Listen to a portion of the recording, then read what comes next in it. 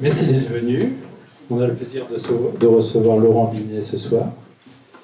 Et si je fais la présentation, c'est parce que c'est le meilleur livre que j'ai lu cet été.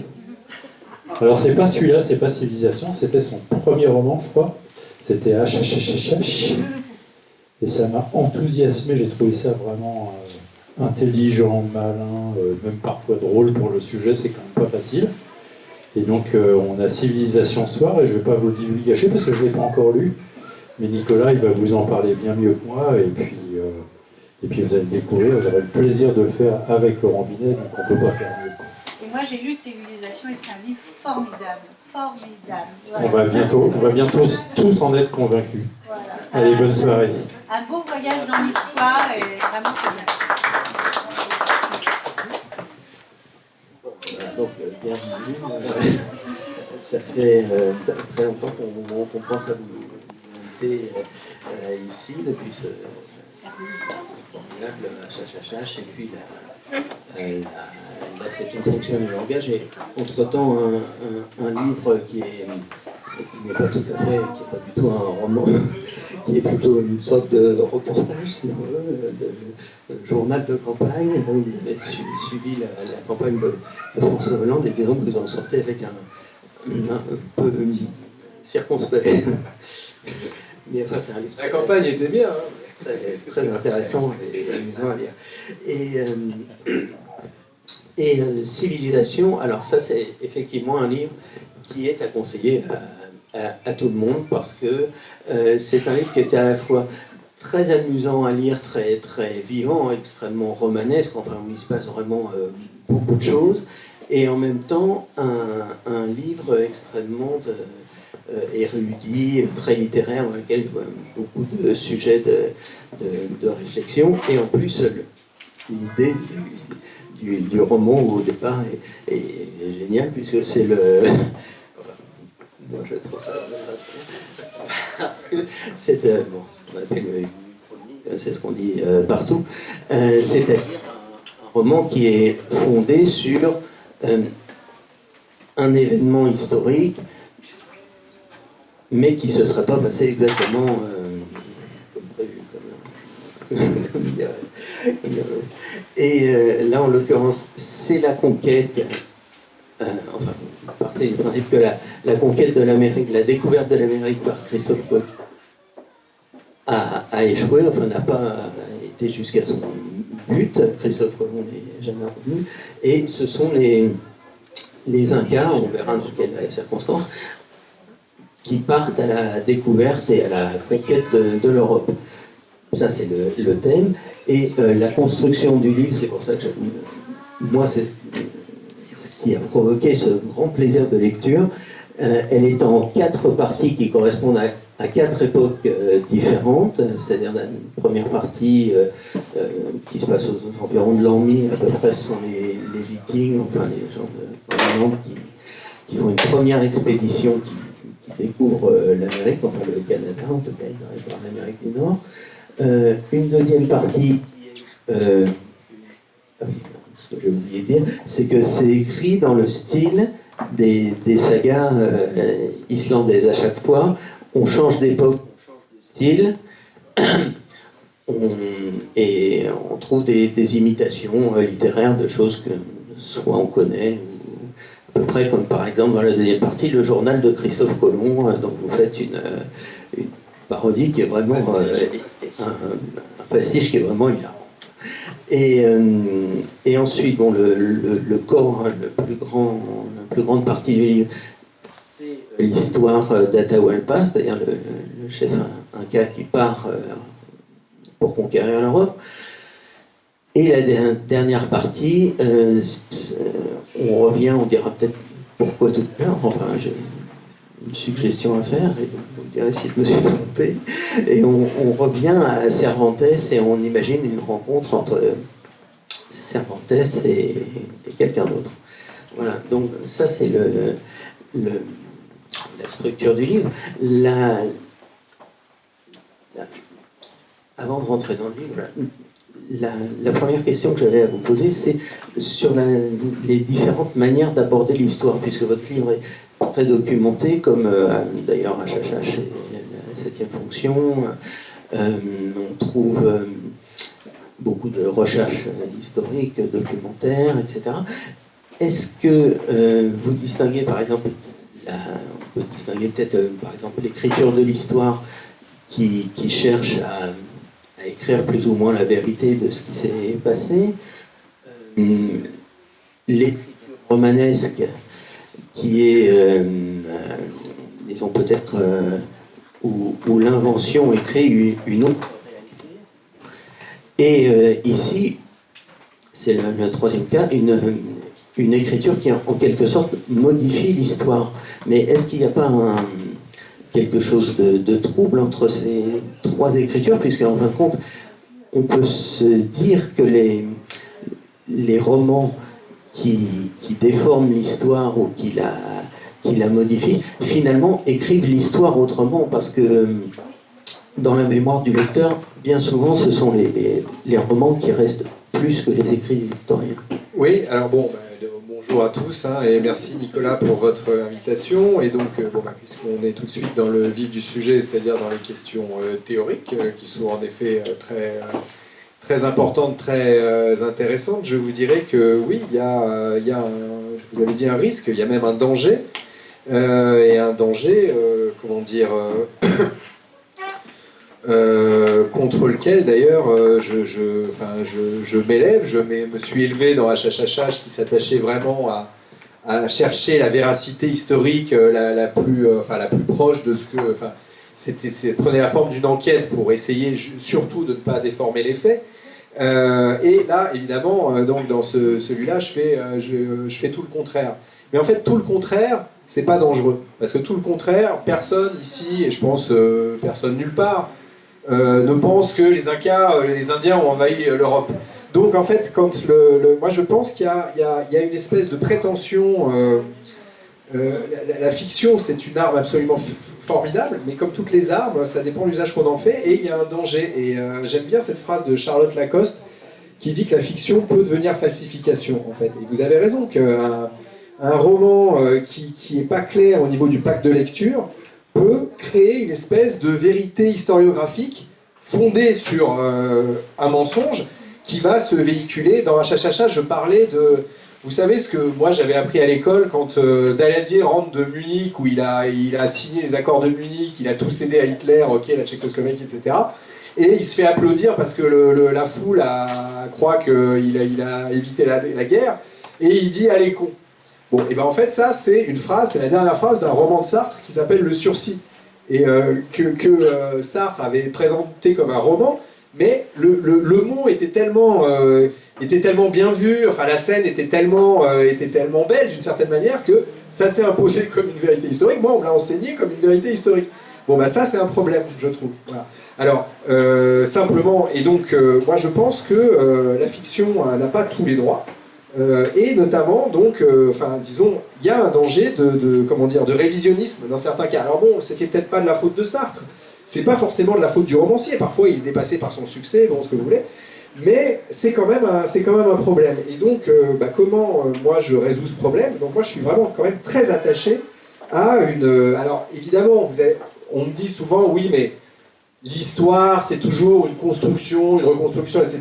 Oui, bon, d'accord, enfin...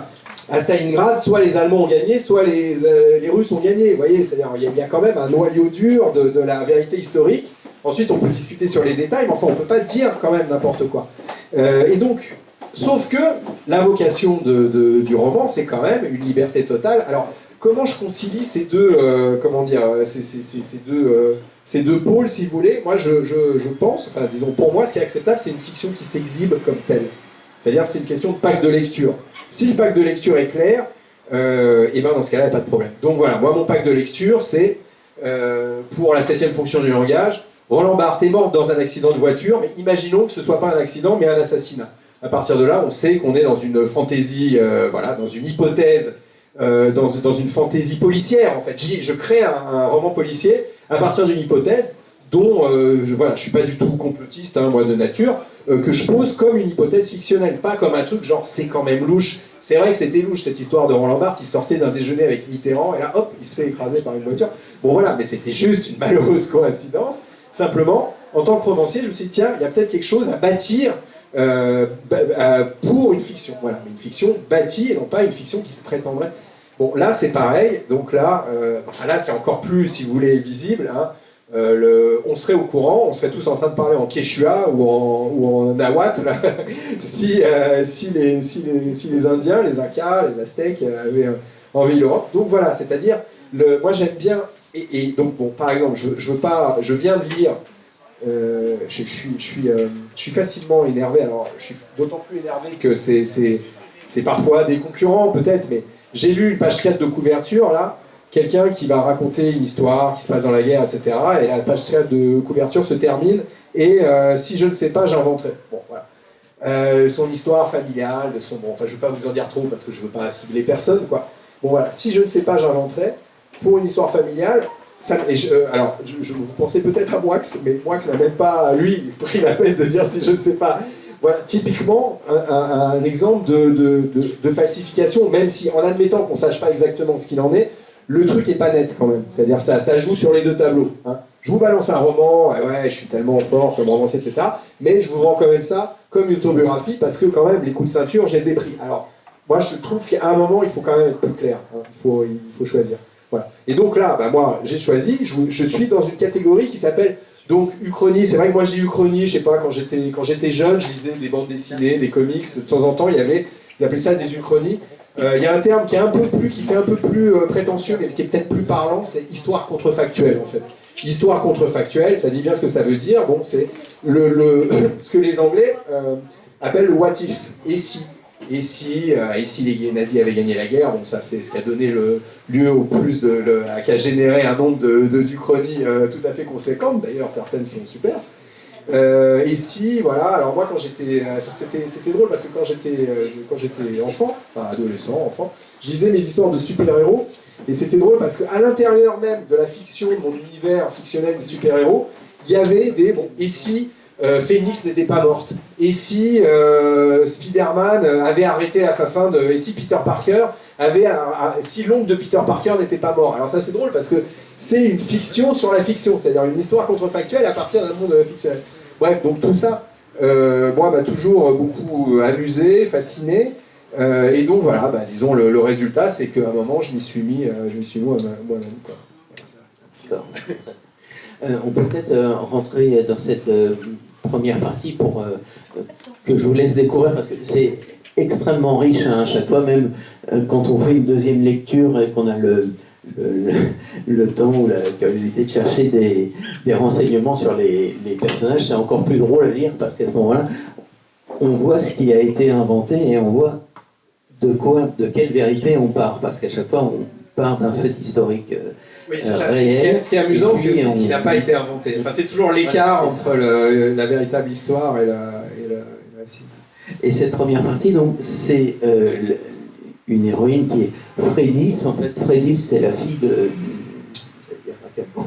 Éric le Rouge, et qui, vers l'an 1000 à peu près, s'exile du Groenland pour des raisons d'assassinat, pour des raisons politiques, et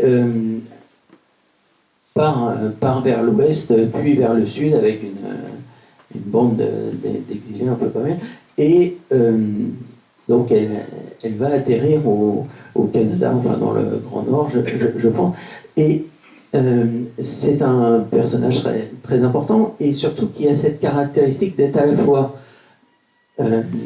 une exilée, quelqu'un qui ne revient jamais d'où elle est partie, et exilée pour des raisons politiques. Et ça, c'est le fait de tous les personnages, c'est le fait d'Atahualpa, c'est le fait de Cervantes d'une certaine façon. Oui, donc pour être précis, en fait, la base historique, c'est qu'il y a bien aux dernières nouvelles, il y a bien des Vikings qui sont partis du Groenland pour aller toucher à une partie du Canada actuel qui serait située vers Terre-Neuve. Et la fille d'Éric le Rouge, Frédis, elle est mentionnée dans certaines sagas islandaises, dans la saga d'Éric le Rouge. Et simplement, l'histoire, c'est que, bon, voilà, cette bande de vikings, dans ce qu'on pense être la vérité historique, maintenant on en est à peu près sûr parce qu'on a retrouvé des restes archéologiques vikings au Canada, c'est qu'ils sont vraiment allés au Canada. Simplement, ils y sont allés et puis ils sont revenus et puis ensuite on a oublié ce bout de terre pendant 500 ans. Mon idée donc, c'est que de prendre Freydis au moment où elle est au Canada et au lieu de la faire revenir avec les autres, de la faire descendre vers le sud. Et c'est là, en fait, que mon histoire pivote et c'est ça qui va créer l'effet papillon, c'est-à-dire une bande de vikings, au lieu de faire l'aller-retour Groenland-Canada, il y a une poignée de vikings qui descend. Et donc les conséquences, ça va être ça. Ensuite, alors donc, motif politique, bon, ça se discute parce qu'elle a quand même tué 2 personnes pour leur piquer leur bateau. Ça relève quand même un peu du droit commun, quand même. De même que... Alors, Atahualpa, son problème, c'est qu'il est en pleine guerre civile avec son frère, il se dispute le trône avec son frère, donc là, c'est politique. Cervantes, la base de la dernière partie, c'est une base historique aussi. Cervantes s'est retrouvé dans une embrouille avec je sais plus exactement, un commerçant espagnol avec qui il s'est battu en duel, je crois qu'il a blessé, et il s'est fait condamner à, je crois, 10 ans d'exil et avoir la main droite tranchée. Donc là, encore une fois, motif politique, bon, non, c'était encore une histoire un peu de délinquance quand même. Alors oui. Ensuite, les implications politiques se multiplient. Mais vous avez raison que c'est quand même de chacun de mes personnages, en fait, dans les 4 parties, Freydis, Christophe Colomb, enfin, bon, en tout cas, ce sont des voyageurs, et la question de l'exil se pose. Ouais. Alors, ce que nous n'avons pas dit, sur quoi est fondé le roman, finalement, c'est que Freydis va donc descendre le long des côtes, va rencontrer des différentes tribus, différents Indiens, si je puis dire. Et là, évidemment, dans mon livre, je ne parle pas d'Indiens, puisque les Indiens, là, c'était la dénomination de Christophe Colomb. Mais entre nous, là, on peut dire Indien, comme ça tout le monde comprend. Et donc, ces Vikings vont leur apporter 3 choses qui vont modifier le cours de l'histoire, c'est-à-dire, on leur apporter d'abord le fer, savoir fabriquer des haches, des choses comme ça, les anticorps, puisqu'on sait que les Indiens ou les autochtones ont été décimés par le choc microbien. Voilà. Et le cheval aussi. Donc, 3 choses qui vont, pour le coup, désarçonner Christophe Colomb quand il va arriver. Dernière chose que je voulais... Ah oui, il y a une chose que... Bon, vous le découvrez en le lisant, mais je ne peux pas m'empêcher de vous le dire, tellement c'est amusant. C'est que cette Freydis meurt à la fin de la première partie et se fait enterrer. Il y a une espèce de cimetière viking qui est fait. Et d'une part, ce qui est très amusant, c'est que dans les autres parties, à chaque fois, par exemple, quand Christophe Colomb revient sur les lieux, il ne sait pas il connaît pas cette histoire de viking, mais le lecteur, lui, la connaît puisqu'il vient de la lire, et il reconnaît tous les lieux où ils sont passés avant. Et donc, il y a comme 2 histoires qui se superposent. Et par exemple, Colomb qui est obsédé par trouver de l'or et obsédé par Dieu aussi, enfin obsédé par son évangélisation, mais enfin c'est surtout l'or qui l'intéresse. Il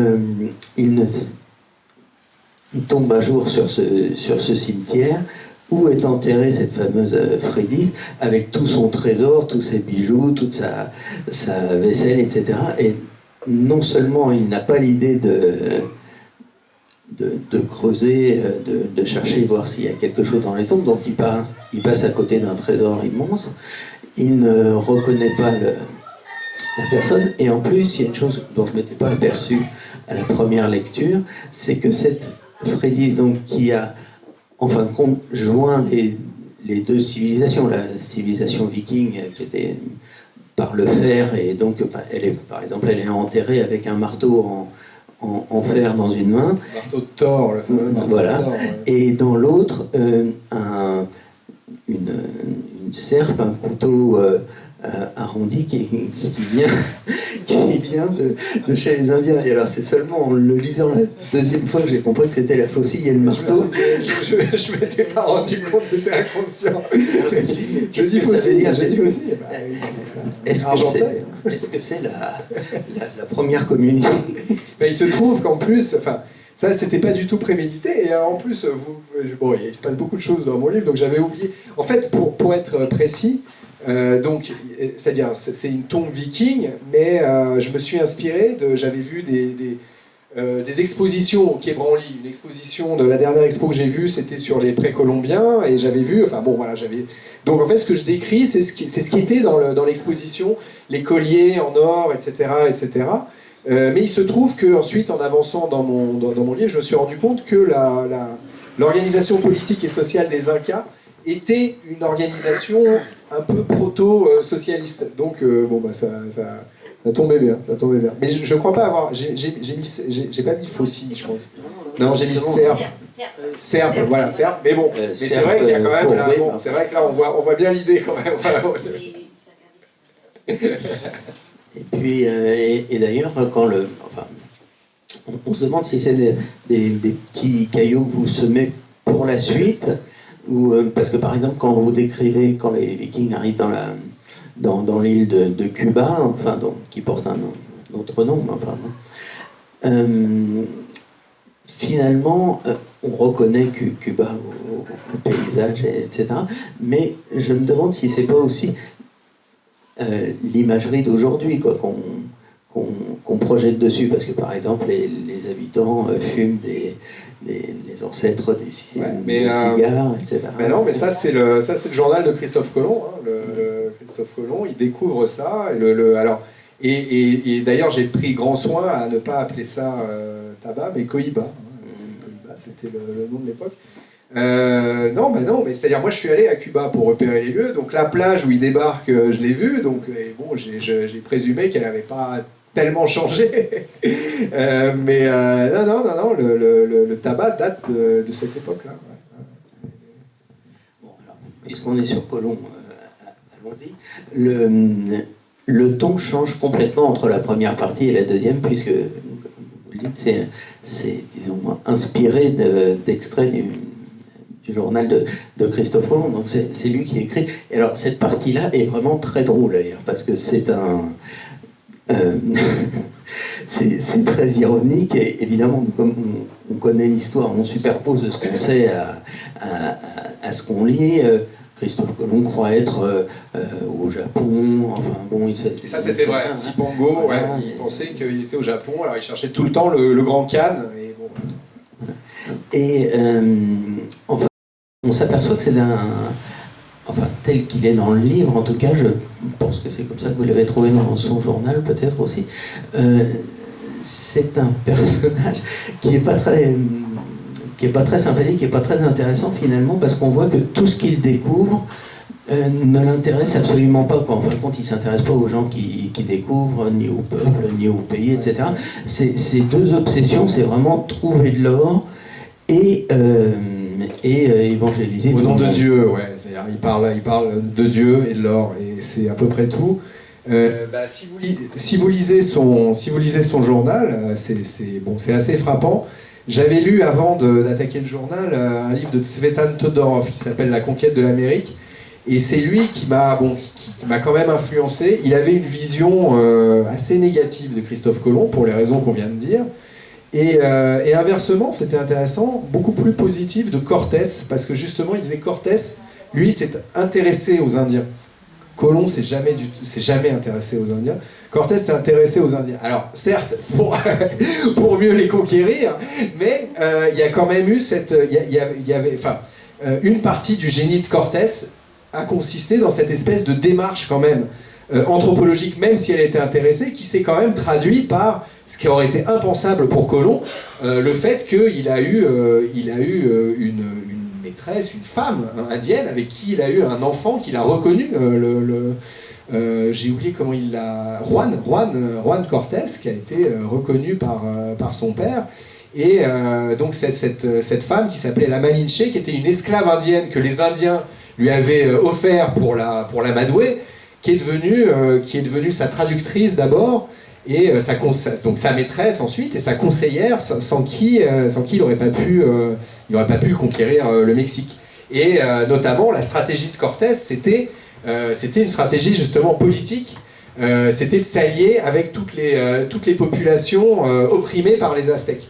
Ce qui nécessitait une compréhension de ce qu'il voyait. Alors que, voilà, bon, Christophe Colomb, donc moi je suis pas allé, enfin, dans ma version, il échoue avant, mais Christophe Colomb, lui, il a mis en place une espèce de système d'exploitation qui était quand même assez proche de l'esclavage, c'est-à-dire il prenait tous les Indiens qu'il trouvait, il les mettait au boulot pour les faire chercher de l'or dans un endroit où il n'y en avait pas tellement, et donc où ils mouraient les uns après les autres, et c'est tout en fait.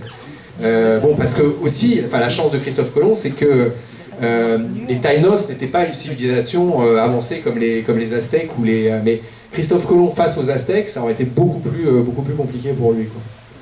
Et alors, d'ailleurs, ce que vous dites est très intéressant sur l'histoire d'avoir des traducteurs, et notamment là vous avez un très beau personnage dans la troisième partie là, qui est la princesse cubaine, Miguel Mota, ouais. Voilà. Qui est inspiré en fait. Moi, j'ai rencontré ce personnage de la Malinche, donc la femme de Cortés, et j'étais complètement fasciné par ce personnage, mais il entrait pas dans ma, c'était pas ma période, c'était 1519. Moi, j'étais branché sur les Incas, enfin bref. Mais donc du coup, ce personnage de princesse cubaine. Ça vous dérange peut-être Non, ça va. Je sens que ça saute des fois. Là, le métro, il coupe. Le micro, il coupe. D'accord.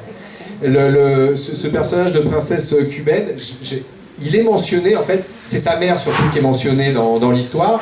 Mais donc là, pour des questions de date, moi j'ai pris la fille sur laquelle, à part son nom, on n'avait aucun renseignement. Et donc je l'ai fait, j'ai façonné le personnage sur le modèle de cette Malinche, de la conseillère de Cortés, en fait. Je me demandais si dans cette histoire de langage, de traduction, etc., parce qu'il en est beaucoup question dans le livre, ça a quand même un rapport avec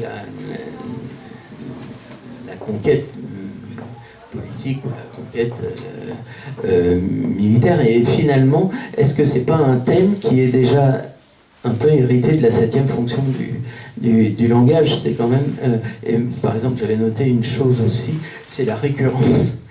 Alors, vous allez me dire, c'est parce qu'ils viennent de Cuba, mais enfin, des perroquets, parce qu'il y a des perroquets partout dans l'île, et notamment dans le journal de Christophe Colomb, qui lui-même se répète tout le temps, il est son propre perroquet en quelque sorte. Bah non, c'est une très belle analyse qui va plus loin que ce que j'avais conscience, moi, avec le texte, mais oui, il se trouve que dans le journal original de Colomb, il cherche l'or, il invoque Dieu, et en général, quand même, il s'extasie sur les paysages de façon assez répétitive, en effet.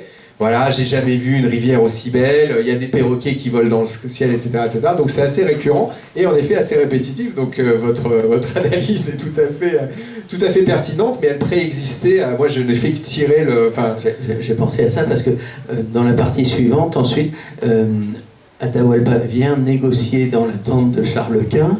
Il lui amène 2 magnifiques perroquets en offrande, en cadeau en quelque sorte. Et comme Charles Quint ne veut pas l'entendre finalement, il y a des gardes qui croisent leur lance comme ça, et les 2 perroquets sont tués tout de suite. Et je me suis dit, là, ça c'est encore l'histoire du langage du refus. Tout à fait. Ouais. Enfin bon, je sais pas si on continue dans cette histoire de perroquet, mais enfin bon.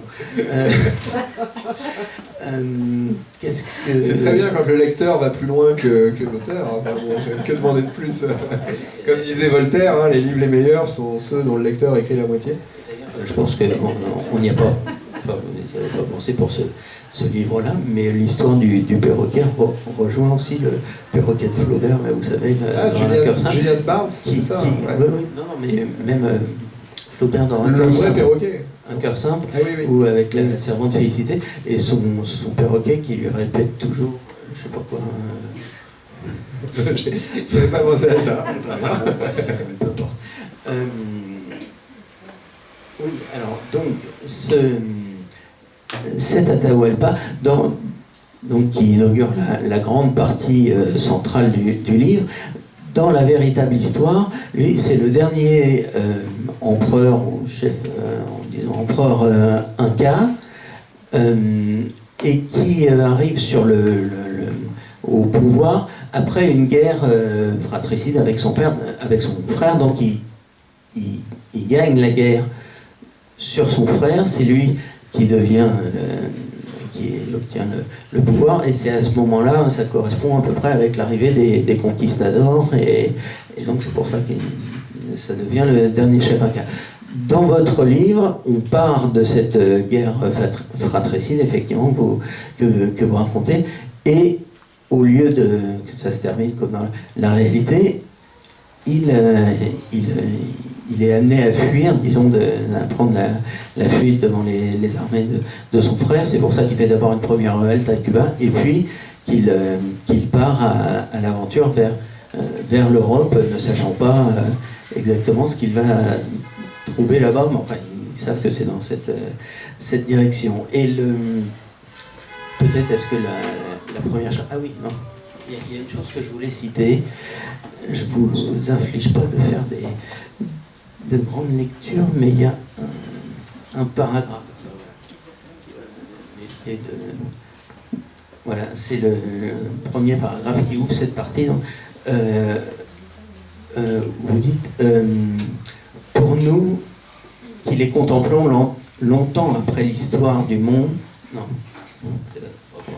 pour nous qui les contemplons longtemps après que l'histoire du monde a rendu son verdict, les augures semblent toujours d'une clarté implacable. Mais la vérité du présent, quoique plus brûlante, plus bruyante, et pour tout dire, plus vivante, s'offre bien souvent dans une forme plus confuse que celle du passé, et même celle de l'avenir. Et je me demandais si c'était peut-être une déclaration d'intention, mais est-ce que c'est pas ça finalement une des fonctions du roman, que de débrouiller l'histoire, de débrouiller ce qu'on peut percevoir en tout cas du présent et de l'avenir. Débrouiller, je ne sais pas si c'est le terme exact. Il y a une fonction de... Le roman a vocation à... Enfin, heureusement, la vocation du roman n'est pas unique, mais le roman est un... Comment dire, propose. C'est pas exactement sa fonction première d'élucider des choses, hein. Mais c'est, comment dire, par des propositions fictionnelles, façonner, comment dire, rendre plus intelligible le réel par la fiction. Bon, c'est quelque chose d'assez tordu finalement, mais donc là, enfin, et quelque chose d'assez tordu que je pousse dans ses dernières conséquences, puisque en effet, c'est-à-dire l'une des comment dire, probablement l'une des intentions du livre, c'est de faire réfléchir sur l'histoire en la retournant comme un gant. Mais c'est-à-dire en la retournant comme un gant, c'est de faire réfléchir au modèle de base, si vous voulez. Et donc justement par la perception qu'on a en permanence de l'écart, des différences entre mon histoire et la réalité, mais aussi des ressemblances. Ces Incas donc arrivent à un endroit qui est pas choisi au hasard, j'imagine, puisqu'il débarque à Lisbonne juste après un grand tremblement de terre. Donc j'ai cherché les dates, je crois que c'est 1531 ou quelque chose comme ça, c'est pour dater le récit. Or ce tremblement de terre, puisqu'il trouve, et puis suivi d'un tsunami, il trouve tout son dessus-dessous, je me suis demandé deux choses, une dont j'ai la réponse. Je vous pose la question quand même, c'est que évidemment en lisant ça, ça nous fait penser à un autre tremblement de terre de 55, celui de Voltaire dans Candide. Et d'ailleurs la suite de ces pages est écrite assez dans le ton du 18e, un ton assez ironique, à la Voltaire si on veut. Même parfois j'ai pensé à quand ils visitent l'Europe ensuite, enfin quand ils font des constatations comme ça un peu terre à terre, qui m'ont fait penser aussi aux lettres persanes, par exemple. C'est-à-dire, c'est des espèces de faux naïfs quoi, qui remarquent les bizarreries des religions, etc. Enfin, ouais. Et la deuxième raison de ce choix de Lisbonne, je me demandais si ça venait pas aussi du fait que Lisbonne était connue pour être particulièrement pieux, disons, et particulièrement actif dans l'évangélisation de ces colonies et très violent. Et donc, que cette colonisation tombe sur eux, quoi, c'était une sorte de retour des... Ouais, bon, en même temps, enfin, l'Espagne était aussi très catholique. Hein. C'était Charles Quint était le digne petit-fils de ses grands-parents, les rois catholiques. Non, j'ai choisi Lisbonne tout simplement parce que c'est là que Christophe Colomb est rentré, en fait, quand il est revenu de son premier voyage. Il arrive à Lisbonne et donc j'avais envie de filer l'effet miroir, si vous voulez. Et donc, Atahualpa se met dans les pas de Christophe Colomb. Et ce tremblement de terre-là, eh ben, le modèle n'est pas celui du 18e. Il se trouve que, en fait, ça... J'avais en tête... en fait, je me disais... J'ai conçu le livre un peu comme un jeu. En gros, c'est... Voilà, il y a 200 Indiens qui débarquent en Europe. Comment ils font? C'est pour ça l'allusion au titre, c'est à l'allusion à un jeu vidéo qui s'appelle Civilisation, où en gros... C'est en ça que ça consiste, hein, c'est-à-dire on est un petit groupe de pionniers et puis comment est-ce qu'on s'étend, etc. Bon, donc comment on fait? On est 200 Indiens, on débarque en Europe, comment on fait pour conquérir l'empire de Charles Quint, en gros.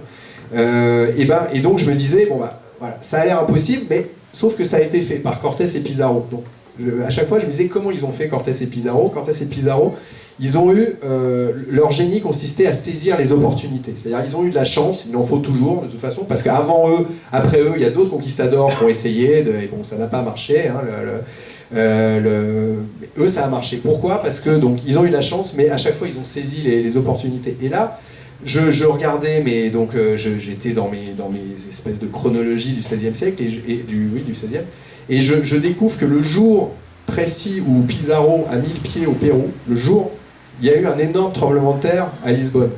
Et donc je me dis, enfin là, c'est-à-dire, c'était une espèce de cadeau du ciel pour moi. Je me dis, bon bah, puisque je veux faire l'histoire inversée, tout laisse, enfin, dans mon scénario, il serait tout à fait logique que Atahualpa pose le pied en Europe le jour où Pizarro, dans la véritable histoire, a posé le pied au Pérou. Vous me suivez? Et bien ce jour-là, il y a un tremblement de terre à Lisbonne. Et donc, coup de bol, c'est justement là que je voulais le faire débarquer, dans les pas de Christophe Colomb.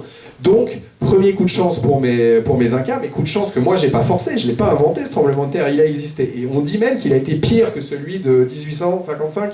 Enfin, 1700, bien sûr, pardon, 1700, enfin bon, celui de Voltaire en tout cas. Et donc là, évidemment, premier coup de chance pour mes Incas, ils arrivent dans un pays et une ville complètement désorganisée, qui en plus a tendance à voir des signes partout, donc qui se dit bon bah c'est qui ces gens, anges, démons, etc., etc. Et donc ils arrivent à un moment où les autochtones, c'est-à-dire les Européens là, sont affaiblis et désorganisés. Dans cette partie-là, on ne peut vraiment pas l'explorer parce qu'elle est vraiment extrêmement riche, mais enfin en allant très vite, c'est tout un portrait de l'Europe du XVIe siècle finalement que vous faites, parce que les Incas se déplacent d'un pays à l'autre, conquièrent, font des alliances, des choses comme ça. Et alors on croise à la fois, enfin on parle à la fois d'inquisition, dans d'ailleurs un très beau chapitre qui s'appelle Tolède, qui est très important. Donc beaucoup de questions religieuses, beaucoup de massacres et de jeux de massacres aussi, parce qu'il y a beaucoup d'humour dans tout ça. Il y a la découverte aussi des livres, l'invention de l'imprimerie, on rencontre Machiavel, on rencontre Erasme. Machiavel est mort à cette époque-là, mais oui, il bénéficie des livres, de l'enseignement. En l'occurrence, c'est le personnage c'est Lorenzino, plus connu sous le nom de Lorenzaccio, qui fait découvrir Machiavel. Ouais. Et d'ailleurs, j'ai trouvé que, à propos de cette invention de l'imprimerie, etc., ça m'a fait penser au... J'imagine que vous avez pensé Pas sûr. au livre d'Éric Vuillard sur, Ah oui. comment ça s'appelle, La guerre des pauvres, c'est ça? Ah bah oui, bien sûr. Et enfin bon, bref, il y a la chute de Grenade qui m'a beaucoup intéressé parce qu'il y a un grand livre d'Aragon qui s'appelle Le Fou d'Elsa et qui raconte la chute de Grenade en 1492. Et j'ai retrouvé beaucoup de choses Il faut que de ce livre dedans. J'avais pas lu. C'est pas grave. Et, il y a aussi une personne, dimanche, m'a demandé si c'était un personnage inventé ou pas. Il y a un personnage qui s'appelle Philippe Mélenchon, qui est un humaniste, un théologien, quoi. C'était le bras droit de Luther, et en effet, enfin, je veux dire, enfin, le big boss de Grasset m'a demandé lui-même, mais Mélenchon, tu l'as inventé. Et non, Mélenchon, c'était Philippe Mélenchon, c'était le bras droit de Luther. Et donc je suis allé à Wittenberg, la ville où ils officiaient, et ils ont leur statue à part égale, ils ont leurs maisons côte à côte qui sont devenues des musées. Et donc Mélenchon en Allemagne est un personnage dans l'histoire du protestantisme, de la réforme, de première importance. Et alors bon, évidemment, ce qui est amusant, c'est que de ce que j'en ai compris, autant Luther était quelqu'un de très exalté, colérique et pas du tout dans la négociation, autant Mélenchon, donc Philippe Mélenchon, était diplomate, modéré, mesuré. Voilà, c'est drôle.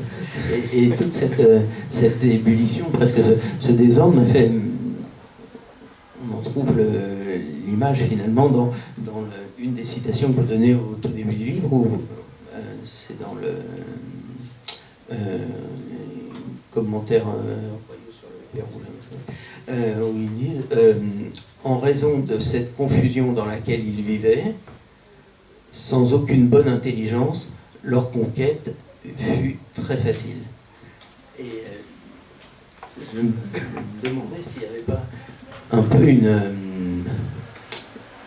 image des désordres qu'on peut vivre encore actuellement. Par exemple, quand vous faites c'est une chose qui est très amusante, il y a un chapitre qui est une parodie de Luther où vous faites les 95 propositions. 95 thèses de Luther, j'ai refait les 95 thèses du Soleil, l'écriture de... Et alors, ça, c'est des questions qui sont presque... Enfin, qui sont encore actuelles, quoi, au point de vue des... Ouais, c'est-à-dire de toute façon les liens avec c'est une question qu'on me pose souvent. Alors est-ce que ça parle toujours du présent, puisque enfin littéralement je parle de mon présent, donc forcément je peux parler de la préhistoire, de ce que je veux, je parlerai toujours, que je le veuille ou non. Et tous les livres finalement parlent toujours un peu de notre présent. Et ce qui est enfin, pourquoi j'ai choisi cette citation en exergue, en raison de cette confusion dans laquelle ils vivaient, sans aucune bonne intelligence, leur conquête fut très facile. Et c'est un chroniqueur, un métis, moitié inca, moitié espagnol, mais qui écrit en espagnol, qui est rentré en Espagne et qui parle de ses origines incas, mais du point de vue de l'Espagne, il parle des incas en disant ça. Il parle des Indiens et des incas.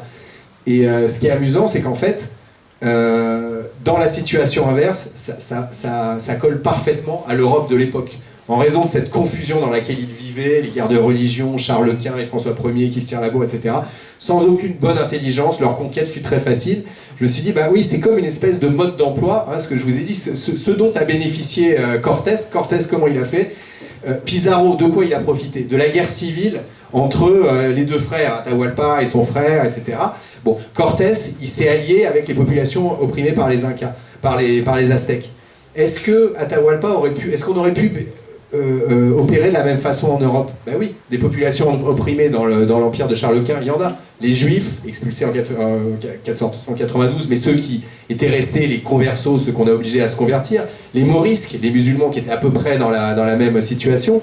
Et puis, s'il faut s'allier, avec qui on s'allie si on veut prendre la place de Charles Quint? Ben on va voir les Français, on va voir François Ier. Pendant ce temps, l'empire de Charles Quint, vous savez, ne se limitait pas à l'Espagne. Donc, enfin, vous savez, j'en sais rien si vous savez, hein, mais en Allemagne, il y avait 5 ans avant mon histoire, il y a eu donc ce qui a donné lieu à un livre de Éric Vuillard cette année, la guerre des paysans. La guerre des paysans, bon, les paysans qui se sentaient exploités, qui se soulevaient contre les princes allemands, d'autres alliés potentiels qui pouvaient, dont en plus le système politique et social des Incas, qui était beaucoup plus redistributif, pouvaient rencontrer les revendications de ces paysans, donc d'autres alliés potentiels, etc., etc. Et puis, bon, alors, l'idée c'était... donc ça, c'est la technique Cortés, si vous voulez, hein, on s'allie aux populations opprimées. Pizarro, lui, enfin, ça a été plus encore, tout s'est joué sur un coup de dé, lui, il a carrément tendu un guet-apens à l'empereur, à Atahualpa, et il l'a capturé. Alors évidemment, une fois que vous avez l'empereur en otage, c'est plus facile. Et donc, je me suis dit, ben voilà, donc comment dire, au niveau de romanesque, si vous voulez, au niveau Alexandre Dumas, l'un des cœurs, l'une des parties, vraiment l'une des scènes de mon livre, c'est comment est-ce que Atahualpa va capturer Charles Quint, et on se dit, voilà, c'est en fait, ce que j'aimais bien dans mon entreprise, c'était qu'à chaque fois on peut se dire, ouais, ok, mais c'est pas très vraisemblable, c'est pas possible. Alors c'est peut-être pas très vraisemblable, mais c'est possible puisque ça a été fait. Alors ça a été fait dans l'autre sens, dans d'autres circonstances, mais n'empêche que 200 Espagnols, 183, Pizarro et 37 chevaux, ont réussi à conquérir un empire et ont donné rendez-vous à Atahualpa, qui est arrivé avec son armée de 30 000 hommes. Il est arrivé sur la place, donc au Pérou, avec sa suite de 3000, eux, 200, ils ont capturé Atahualpa. Alors, on peut me dire, oui, mais d'accord, mais ok, les Incas n'étaient pas... voilà, Charles Quint, c'était, etc., etc. En Europe, ce serait impossible. Ce serait impossible, sauf que c'est arrivé en 1525 à la bataille de Pavie. François Ier se fait capturer par les troupes de Charles Quint.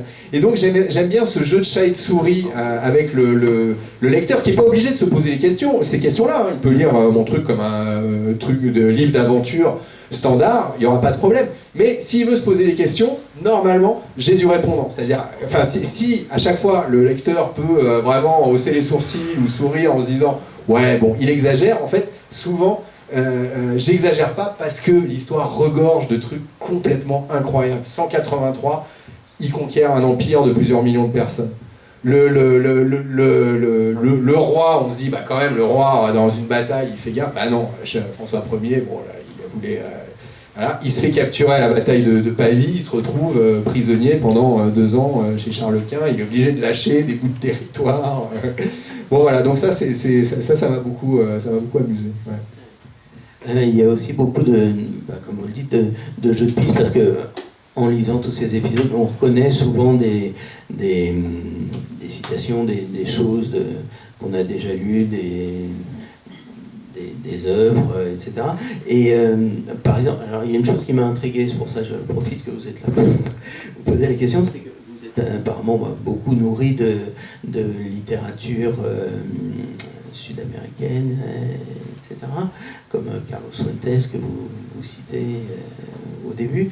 Et alors, par exemple, il y a un historiographe de Charles Quint qui s'appelle Juan Ginés de Sepúlveda, et qui a été mêlé un peu d'ailleurs à la controverse de et, un peu, plus qu'un peu, hein. Il y avait Las Casas contre Sepúlveda. Ouais. Et alors, je me demandais si ça faisait pas si c'était pas un miroir aussi avec cet auteur-là qui porte le même nom, mais qui n'est pas né à la même époque, puisqu'il est né en 1949, et l'auteur du Luis Sepúlveda, le vieux qui lisait des romans d'amour. Bah, disons, alors moi j'y ai pas pensé sur le coup, mais j'aime beaucoup, c'est un Chilien, Sepúlveda, il me semble. Ouais. J'aime beaucoup la littérature chilienne, et donc c'était pas conscient, si vous voulez, mais je prends. Mais donc là, en l'occurrence, Sepúlveda, c'était celui, oui, de la controverse de Valladolid, qui fait une apparition dans mon livre. Bon, il y a plein d'autres choses. Passons. Il y a une correspondance très intéressante, enfin, une correspondance fictive, j'imagine, entre Thomas More et Erasme. Oui, parce que en fait, le truc, c'était, si vous voulez, vraiment, j'ai essayé de pas tricher, si vous voulez. C'est-à-dire, une fois que, enfin, à chaque fois, je tirais le fil en prenant acte de la nouvelle configuration à laquelle j'aboutissais avec juste ma modification de départ, si vous voulez, hein, donc voilà, les Vikings ont apporté le fer, du coup Christophe Colomb rentre pas. Donc qu'est-ce que ça change? Et donc là, excusez-moi, vous parliez de quoi exactement? Là, je voulais... oui, de Erasme et Thomas More. Voilà, et je me disais, donc en l'état actuel de l'Europe, c'est-à-dire en 1531, qu'est-ce que ça peut changer? Bon, 1531, c'est Henri VIII qui, enfin bon, comme tout au long de sa vie, en gros, veut changer de femme, passer d'une femme à une autre, et c'est compliqué parce qu'à l'époque, même pour les rois, divorcer, c'est compliqué, il faut l'autorisation du pape, etc. Et là, on lui propose en Europe une religion du soleil et un système où la polygamie est autorisée. Donc, dans mon histoire contrefactuelle, Henri VIII, au lieu de créer l'anglicanisme, se convertit à la religion du soleil. Et du coup, ça donne lieu à des échanges entre Thomas More et Erasme, qui, moi, me semblent assez crédibles, puisqu'ils sont fondés sur un vrai débat à l'époque. Simplement, j'ai juste remplacé l'anglicanisme par la religion du soleil, mais Thomas More, il est mort de s'être opposé au fait que Henri VIII a renié la religion catholique pour passer à l'anglicanisme. Thomas More, il a refusé de prêter serment au roi Henri VIII comme étant le chef de cette nouvelle église qui était... Voilà. Et donc, en fait, mon rôle de romancier là, qui essayait de faire mon uchronie, c'était souvent de la transposition. Mais de la transposition en essayant d'enlever le moins de briques possible, si vous voulez. C'est-à-dire que là, le débat entre Thomas More et Erasme, au lieu de porter sur l'anglicanisme, donc il portait sur la religion du soleil. Mais du coup, la religion du soleil, avec les temples du soleil, les vierges du soleil, c'est-à-dire ça ouvrait de nouveaux questionnements, évidemment. Je trouvais amusant de les faire converser. D'ailleurs, à propos de ces temples du soleil, des choses amusantes, je ne vous dis pas quoi exactement, mais à un moment, il y a des Mexicains qui vont envahir, qui vont s'allier avec les Anglais et envahir la France, enfin une partie de la France, et ils installent quelque chose au Louvre que je ne vous dis pas. Le lirez, j'imagine que ça vous amusera. Les Mexicains qui sont les Aztèques. Mais en fait, les Aztèques, j'ai toujours pas bien compris d'où vient le terme Aztèque, mais ce qui est clair, c'est qu'au XVIe siècle, personne ne parlait d'Aztèques, et on parlait des Mexicas, donc voilà, je les ai appelés les Mexicains. Enfin, les Mexicains, donc voilà, les Mexicains sont les Aztèques. Voilà. Alors, la quatrième partie, là, je me pose la question de savoir, c'est donc la partie qui concerne Cervantes, qui nous raconte l'histoire d'un jeune Cervantes qui a 25 ans, qui a donc cet ennui à la suite d'une infidélité, disons, il doit fuir, enfin bon, il lui arrive des tas d'aventures assez désagréables dans un premier temps. Et alors la première question que j'ai à vous poser là-dessus, c'est est-ce que cette reprise de Cervantes, puisqu'elle arrive dans une partie qui finalement se présente un peu, qui est presque un épilogue. Tout à fait, oui, c'est un gros épilogue en fait, mais elle a une valeur conclusive, ouais. Enfin, épilogue, vraiment épilogue, ouais. Cervantes avec sa main coupée, etc., c'est quand même quelqu'un qui était déjà présent dans la 7e fonction du langage.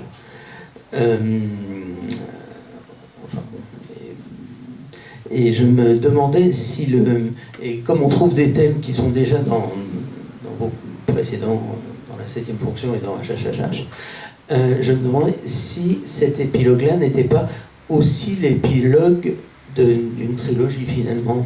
Oui, bah si, tout à fait. Moi, c'est vrai que dans ma tête, vraiment, c'est 3 romans très très différents, mais dans ma tête, ça forme une trilogie.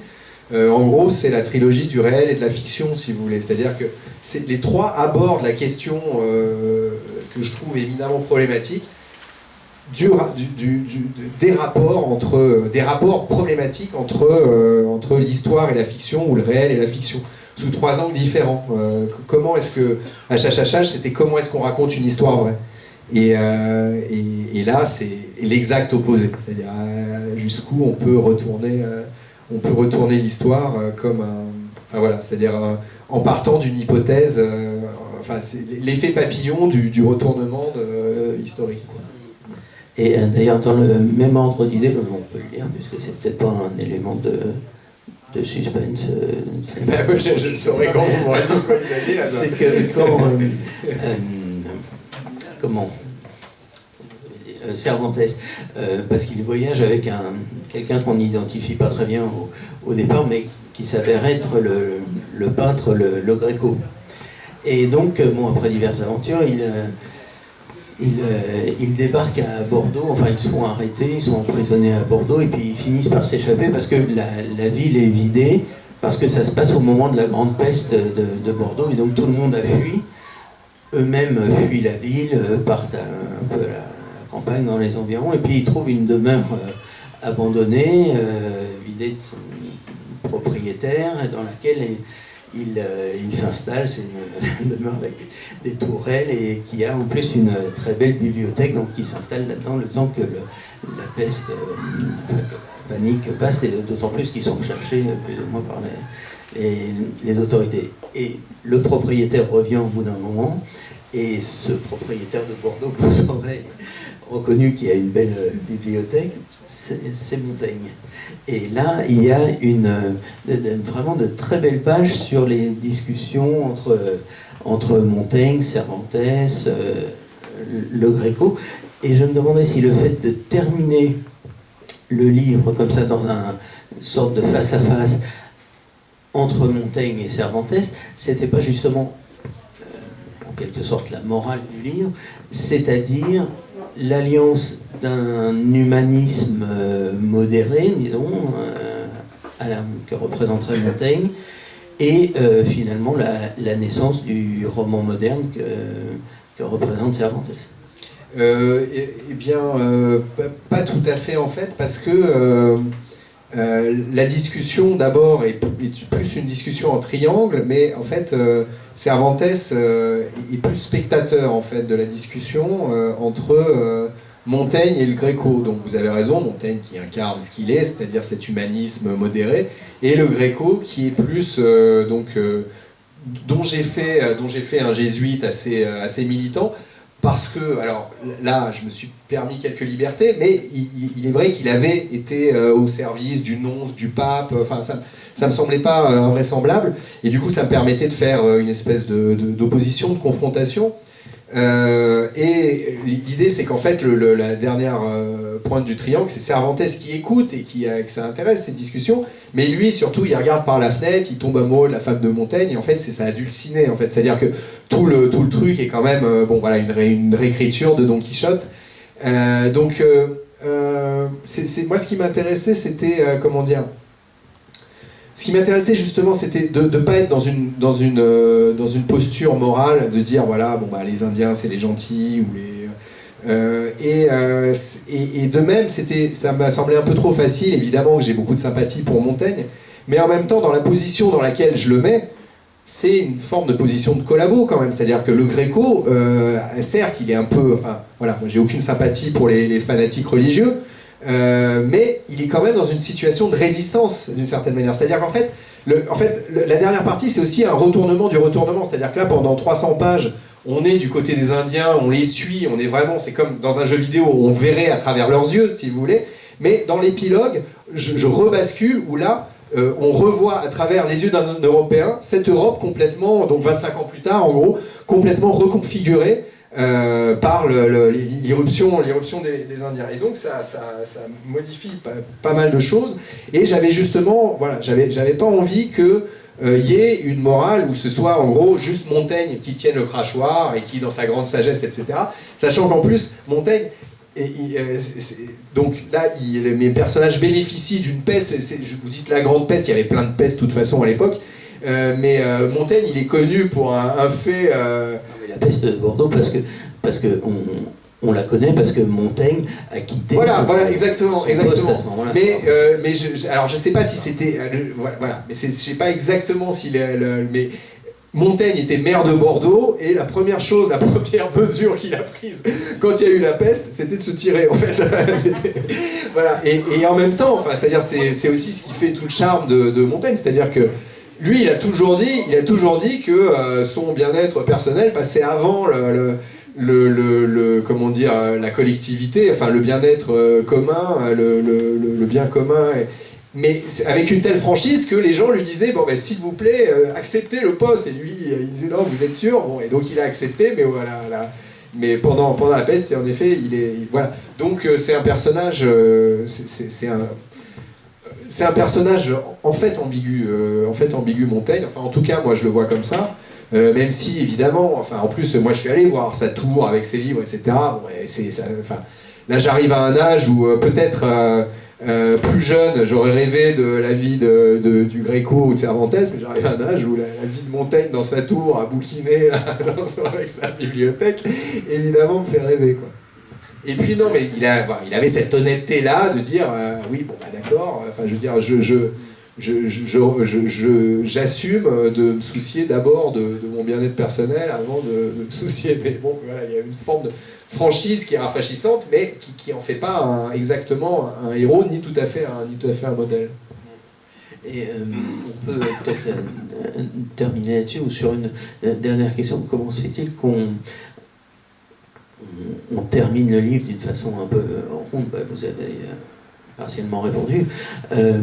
En revenant finalement à Cuba. Ouais, bah il y a un effet de boucle disons c'est une forme c'est un parti pris esthétique, si vous voulez. C'est une manière de boucler la boucle tout en laissant la porte ouverte à d'autres aventures.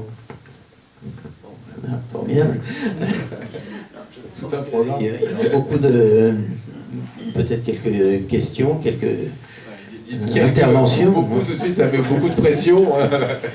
Peut-être éventuellement une ou deux questions. Alors en plus, je sais qu'il y a quand même pas mal de personnes qui ont lu le livre ici ce soir, alors elles devraient se manifester.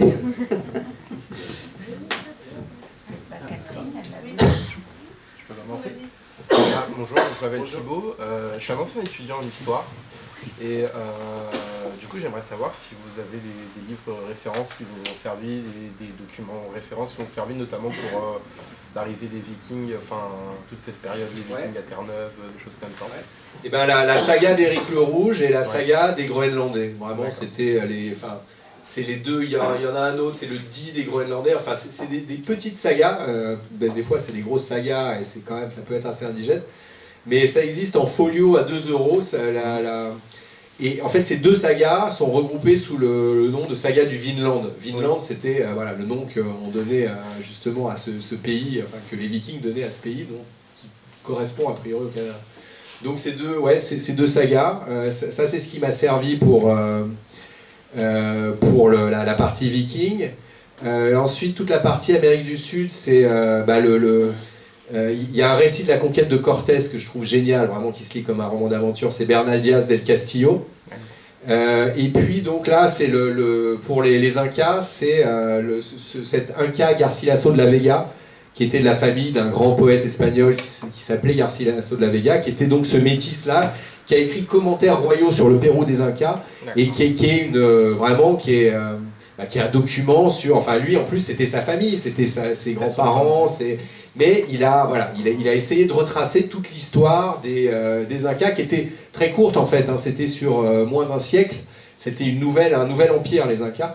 Donc voilà, ça c'était... et puis ensuite, pour l'Europe, ensuite, c'était, en Espagne, j'ai lu tout ce que je pouvais sur l'Inquisition, la guerre des paysans, c'est un livre de Engels, de Marx et Engels. La guerre des paysans, c'était passionnant. Et puis le livre de Vuillard, j'avais déjà, je crois, écrit, je sais plus où j'en étais, mais enfin, ça a été, c'est aussi, si ça vous intéresse, il est très bien. Et d'ailleurs, Vuillard, c'est marrant, hein, il a écrit Conquistador aussi, qui raconte toute l'histoire de Pizarro au Pérou. C'est-à-dire que, les livres de Vuillard rencontrent deux éléments majeurs qui se retrouvent dans mon livre, les Conquistadors, la conquête du Pérou et la guerre des paysans. Voilà, et ensuite, pour l'ambiance, si je puis dire, ou le ton, l'un des premiers romans picaresques qui m'a pas mal influencé pour toute la partie en Espagne, c'est Lazarillo de Tormes. Qui passe pour l'un des tout premiers romans picaresques. La dernière partie, c'est... en fait, vous me posez plus la question sur les sources historiques. mais quand même, c'est-à-dire dans Lazarillo des Tormes, par exemple, il y a des scènes que j'ai réutilisées dans mon livre sur les indulgences, par exemple, le commerce des indulgences. On dit toujours, c'est ça qui a déclenché la réforme, enfin, hein, c'est cette espèce d'escroquerie en fait, escroquerie en bande organisée. On vendait des certificats de rachat pour gagner réduire son temps au purgatoire, hein, c'est-à-dire c'était vraiment une escroquerie quoi. Mais on nous le dit, on nous raconte ça. Lazarillo des Tormes, il met en scène l'escroquerie en acte où et donc là, vous verrez, moi j'ai repris simplement, là c'est Atahualpa qui est témoin, enfin c'est la bande d'Atahualpa qui sont témoins. Ils arrivent dans une église et ils voient un mec qui dit oui, voilà, le rachat, le salut, etc., acheter mes indulgences, et il y a un hidalgo, enfin bon, voilà, un espagnol qui arrive, mais écoutez pas cet escroc, etc., et il dit ah, mais tu as tort de défier le ciel, il va te foudroyer, et là le mec convulse et fait une crise. Bon, et en fait, donc dans Lazarillo des Tormes, le Lazarillo, lui, c'est ce personnage picaresque qui apprend, en gros, à être un bandit, quoi. Et donc là, il se rend compte que en fait, les deux sont de mèche et à la fin se partagent le magot. Le mec qui convulsait, évidemment. Enfin, c'était voilà, c'est très film français des années 70 avec Bernard Fresson, vous voyez. Ce qui est assez incroyable avec ces histoires-là, c'est qu'à l'époque, les Européens n'y voyaient que du feu, pour la majorité, et qu'on se rend compte que vraiment, d'un point de vue vraiment externe de ça, qui n'ont pas vécu tout ça, ça paraît évident en fait. Ouais, mais ce qui est intéressant, c'est que Lazarillo, le mec, l'auteur anonyme, c'est-à-dire, c'est comme, enfin, on n'y voit que du feu et en même temps on sait quand même. Enfin, c'est-à-dire, il y a des gens qui savent que c'est une escroquerie. Alors, celui de Lazarillo des Tormes, il prend ça à la rigolade et il le raconte dans un texte. Et en même temps, Luther, il naît de ça. C'est-à-dire qu'à un moment, il y a des gens qui se disent non, c'est quand même un scandale, quoi. Mais bon, comme aujourd'hui, hein, c'est-à-dire les fake news, les trucs, etc. C'est-à-dire, on sait à peu près, et puis en même temps, on y croit, ou il y a d'autres gens qui croient. Enfin, c'est-à-dire, en fait, ce qui est intéressant, c'est de se rendre compte que les choses ne sont pas monolithiques. Il y a des gens qui voient que du feu, et puis quand même, il y a des gens qui s'indignent, et puis il y a des gens qui se marrent, comme le mec de Lazarillo. Oui, et d'ailleurs par rapport à ça, c'est le point de vue des Incas par rapport à la religion catholique qui est très intéressant, parce que l'histoire du Dieu cloué et puis la Trinité, par exemple, où ils racontent que finalement ça ne devrait pas être la Trinité, mais ils étaient quatre, vu du point de vue des Incas, quand ils regardent la religion catholique, c'est vraiment passionnant parce que on se rend compte des incohérences qu'il pouvait y avoir et sur lequel, ça revient un peu à ce que vous disiez par rapport aux indulgents, sur lequel les gens croyaient. Et ils démontrent bien que c'est un trépied, quoi, que ça ne peut pas tenir. Et ça, c'était intéressant parce que, après aussi, un truc qui est très, très drôle, c'est les couvents qui sont transformés en lupanards finalement, parce que... le temple du soleil, oui, voilà, avec les pierres choisies. Avec les pierres choisies, mais... Et quand il parle des moines aussi, les gens tonsurés, enfin je sais plus comment c'est l'expression. Les tondus et le dieu cloué, ouais, j'aimais bien cette trouvaille. C'est génial de se retrouver, voilà, on est effectivement, comme vous disiez, dans le regard de l'Inca, qui regarde l'Europe à ce moment-là, et on voit un peu toutes les incohérences, enfin on voit tout ce qui marque, enfin qui ne peut pas fonctionner. Et ça c'était très drôle. Bon, mais ça, c'est-à-dire que mon dispositif appelait le dispositif de Montesquieu ou de Montaigne dans les Cannibales, en fait. Hein, eux l'ont fait avant moi, et bien mieux d'ailleurs. Mais c'est vrai que c'est toujours intéressant de regarder, de porter un regard extérieur sur nos propres habitudes, nos propres mœurs, notre société, quoi. Et c'est vrai que si on arrive à s'extérioriser, on se rend compte que évidemment tout ce qui va de soi ne va pas de soi en fait, et qu'il y a beaucoup de choses qui relèvent d'un folklore un peu étrange et rustique, et de beaucoup de croyances et de superstitions. Et donc encore une fois, là il ne s'agit pas de dire la religion du soleil c'est vachement bien, hein, c'est-à-dire c'est juste que ce décentrement, évidemment, moi j'avais envie de faire, je vous ai dit, hein, ce truc un peu ludique, ce roman d'aventure, mais ensuite évidemment la situation appelait ce genre de considération, c'est-à-dire un regard, essayer de voir à travers les étrangers. Ouais. C'est pareil, au niveau de l'art, au niveau de la peinture, vous parlez beaucoup de l'art, de la peinture, comme une sorte de... les Incas découvrent ça, il y a une espèce d'échange qui est intéressant, et nous on voit aussi, on dit tiens, parle de ça, mais on connaît, enfin Ouais. voilà, c'est... Ouais, alors c'est-à-dire, c'est vrai que j'ai, enfin d'ailleurs, bon, ça a été un objet de débat, certaines critiques. C'est vrai que il s'agissait pas de dire telle civilisation est meilleure que l'autre, ni dans un sens ni dans l'autre, si vous voulez. Je voulais pas faire. Et notamment, on m'a reproché, certains m'ont reproché, m'ont dit, bah oui, mais d'accord, enfin quand même, ton truc retourné, etc. Les Européens, ils ont quand même l'écriture, ils ont quand même. En l'occurrence, la peinture, là, ils avaient des formes de peinture, mais la perspective, en gros, quoi. C'est-à-dire des tableaux, bon, voilà, donc l'écriture et la perspective. Mais bon, il se trouve que c'est une réalité historique. Les Mayas, ils avaient l'écriture, mais enfin, leur empire était terminé. Les Incas n'avaient pas l'écriture, si ce n'est peut-être des trucs avec des cordes à nœuds, les quipous, là, ouais, pour compter. Et on se dit peut-être c'était aussi une manière de... Mais donc voilà, j'allais pas faire comme si, c'est-à-dire il y avait des éléments de supériorité chez les Européens, des éléments de supériorité chez les Incas, j'allais pas les gommer, c'est-à-dire pour les Incas, dans mon histoire, forcément, l'écriture, parce que les feuilles qui parlent, mais ça, c'est pas le dieu cloué, c'est moi qui ai trouvé l'expression, les feuilles qui parlent, c'est dans une chronique, je crois, d'un conquistador, il rapporte que c'est comme ça que les Incas étaient très impressionnés par ces... par l'écriture, ouais. Enfin, oui, enfin bon, il y a des... Bref. Et le vin rouge aussi. Et le vin rouge, voilà. Le vin rouge. Et blanc. Blanc, En Allemagne, quand ils vont en Allemagne, eh ben oui, forcément, on passe au blanc. Ouais, c'est pas mal ça.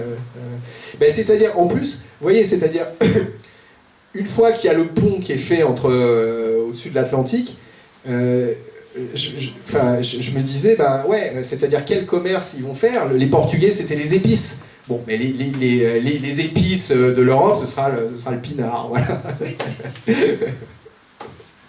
Donc or contre l'or du Pérou arrivait, et en échange on envoyait le vin, ouais, le vin rouge.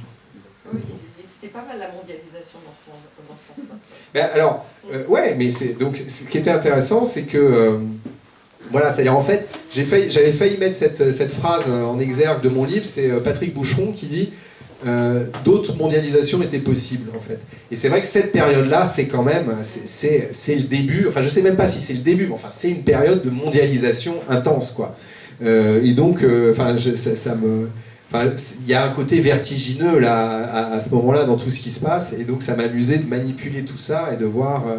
Et je pense que comment dire, une pulsion presque, enfin qui a gouverné l'écriture de ce livre, c'est aussi l'inquiétude vis-à-vis de notre mondialisation qui est sur le point de tous nous tuer, quoi.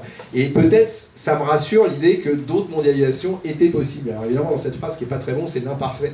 Mais voilà, quand même, je veux croire que les choses sont pas forcément écrites à l'avance ou inéluctables ou fatales, si vous voulez. C'est-à-dire il n'y a pas une fatalité qui fait que il y a quelques éléments qui ont fait qui ressortissent au hasard, qui ont fait que les Européens ont... moi je crois pas qu'il y a il y aurait une espèce d'esprit européen, de génie européen ou de truc, enfin que ce soit pour le condamner ou pour le louer, qui est un truc spécial chez les Européens qui est fait qu'ils aient conquis en gros les 3/4 de la planète. Je crois qu'il y a beaucoup d'éléments conjoncturels, et l'un d'eux, alors j'ai entendu aussi, mais pourquoi alors c'est les Vikings, pourquoi c'est pas les Chinois, les Japonais? Bah, bonne question, enfin c'est les Vikings qui sont allés, moi j'y peux rien, mais j'aime bien cet élément de réponse que donne Serge Gruzinski, qui dit les courants marins n'étaient pas bons en fait. Pour traverser le Pacifique d'ouest en est, c'était plus compliqué pour les Chinois et les Japonais de faire le trajet dans ce sens-là que pour Christophe Colomb. Du coup, là, vous voyez, le génie des peuples ou l'esprit des peuples, là, bon, c'est quand même des questions très, très pratiques. Et j'aime bien ces éléments d'explication qui sont pas... Tout ne se réduit pas à ça, j'imagine. Mais je trouve ça plus convaincant, plus intéressant que des espèces de trucs genre... Enfin, voilà, les Européens auraient le génie de la conquête. On m'a dit aussi, oui, mais finalement... Tes Incas, ils se comportent comme des conquistadors. Mais les Incas, les Aztèques, se comportaient comme des conquérants avant l'arrivée des Espagnols. Leur empire aurait dépassé la taille de celui de Charles Quint, probablement, si les Espagnols n'étaient pas venus les embêter. Donc de toute façon, l'esprit de conquête, ils n'ont pas attendu les Européens pour découvrir l'esprit de conquête. Pardon ? Finalement, les augures nous oublieront, quoi. En gros, c'est ça. On revient sur ta phrase au début, tu sais.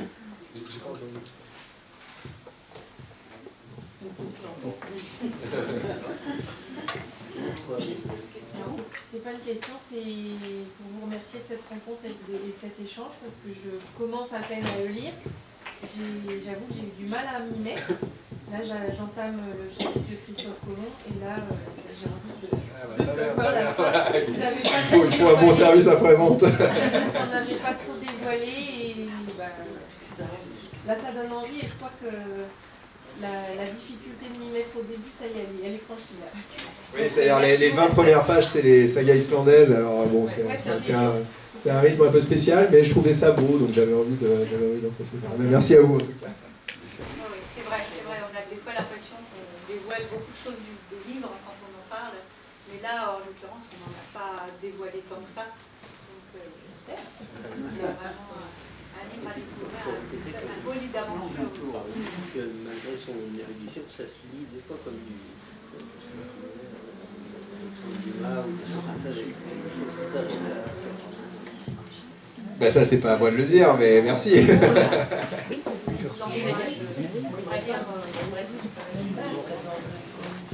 Voilà, Merci à vous. Merci.